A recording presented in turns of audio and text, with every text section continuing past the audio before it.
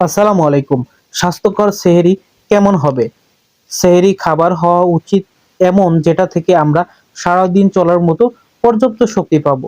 তাই এই সময়ে ভাত, রুটি, ওটস ইত্যাদি খাওয়া যেতে পারে। সাদা চাল, সাদা আটার পরিবর্তে লাল চাল, লাল আটা খাওয়া ভালো। এ জাতীয় খাবার হজম হয় ধীরে ধীরে এবং সময় নিয়ে রক্তে গ্লুকোজ সরবরাহ করে থাকে। তাই দিনভর পর্যাপ্ত শক্তি পাওয়া যায়। সেহরিতে প্রোটিন জাতীয় খাবার খাওয়া অনেক জরুরি। তাই ছোট বড় মাছ, মুরগির মাংস ও ডিম খাওয়া যেতে পারে। এছাড়া ডাল ও দুধ খাওয়া যেতে পারে। রোজায় সারাদিন পানি পান থেকে বিরত থাকতে হয় বলে অনেকেই সেহরিতে পেট পুরে পানি পান করেন। এই অভ্যাস বাদ দিয়ে ইফতার থেকে সেহরি পর্যন্ত অল্প অল্প করে ঘন ঘন পানি পান করতে পারেন। রোজা রাখতে সেহরির খাবার খুবই গুরুত্বপূর্ণ। এই সময় অবশ্যই সহজপাচ্য ও স্বাস্থ্যসম্মত খাবার খেতে হবে।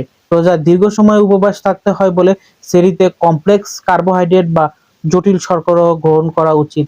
এই জটিল শর্করা ধীরে ধীরে হজম হয়, ফলে দিনের বেলা ক্ষুধা কম অনুভব হয়। এসব খাবারের মধ্যে শস্য দানা, বীজ জাতীয় খাবার, অপরিশোধিত বা নন রিফাইন্ড আটা, ময়দা এবং ঢেঁকিচাটা চাল খেতে পারেন। সেহরিতে ভাতের সঙ্গে রাখতে হবে উচ্চ প্রোটিনযুক্ত খাবার, যেমন মাছ, মাংস, ডিম। ডাল উদ্ভিদজাত প্রোটিন বলে এতে ক্ষতিকর চর্বি নেই। সেহরিতে খাবার তালিকায় যেকোনো একটি সবজি থাকা অত্যন্ত জরুরি।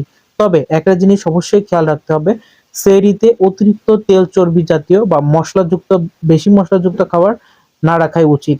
এতে করে দিনের বেলায় পানি পিপাসা এবং অস্বস্তিতা ফিল বেশি করবেন। সেহরিতে তেল এবং মশলাযুক্ত খাবার বেশি খেলে পেপটিক আলসার হওয়ারও সম্ভাবনা থাকে। এক্ষেত্রে সারাদিন আপনাকে ভোগাতে পারে। তাই এই নিয়মগুলো অবশ্যই মেনে চলুন। ধন্যবাদ।